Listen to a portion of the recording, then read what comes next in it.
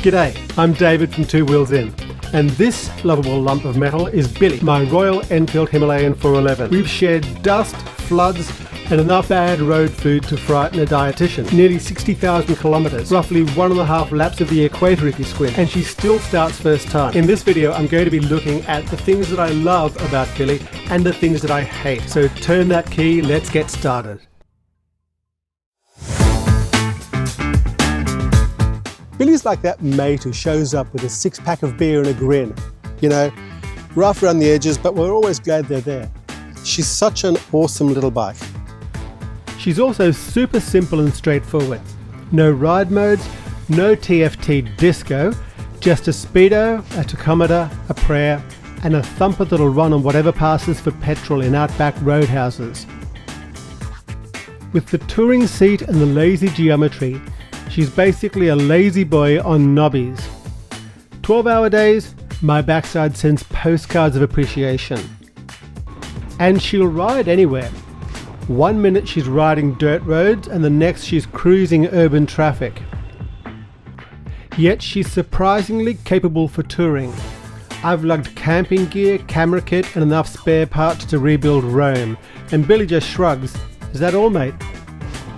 So yeah, agreeable is an understatement. Her little 411 heart keeps thumping long after the odometer's spun past 60,000 kilometres.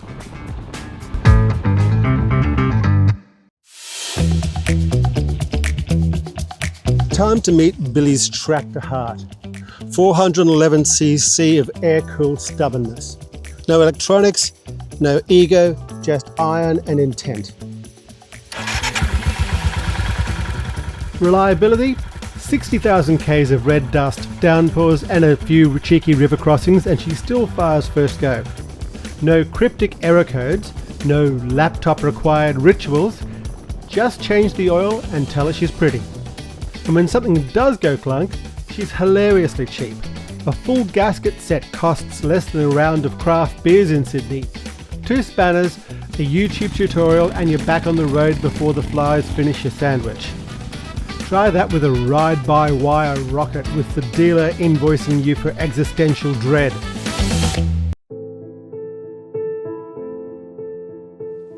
She may be built like a milk crate on wheels, but tell me something about this bike doesn't strike a cheeky little heck yes in your chest.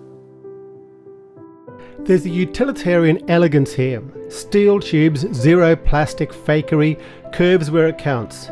She's the Audrey Hepburn of adventure bikes. Timeless, practical, and impossible not to stare at.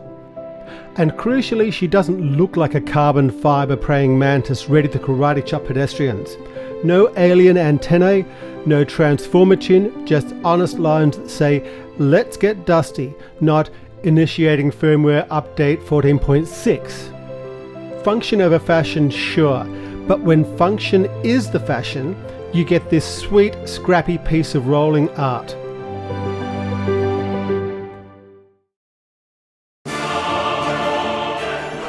Now, before you rush off to get Himalayan for life tattooed on your forearm, let's chat about the bits that make me swear into my helmet. Alright, grab your bingo cards of cheap bike gremlins. Billy's got a full row. First of all, the finish. Blink at it too hard and the paint flakes off like weak old Lamington. A small bit of rock, the magnetic tank mount, instant abstract art.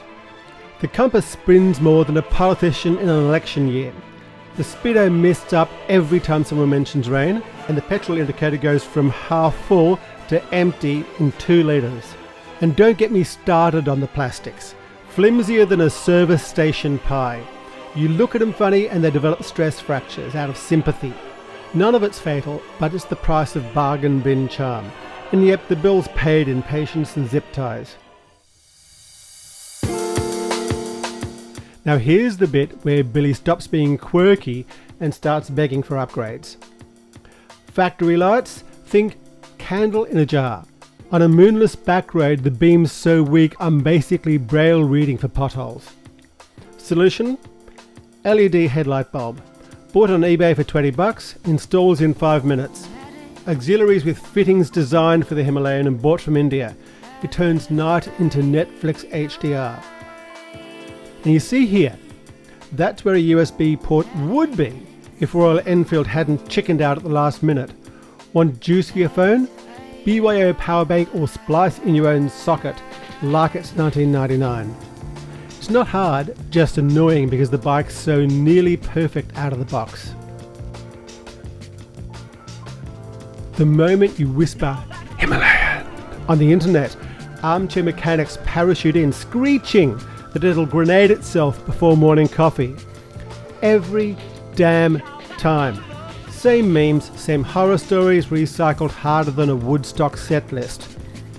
Meanwhile, my 411, my Billy just chugs along, politely ignoring the noise, like your nan knitting through a heavy metal concert.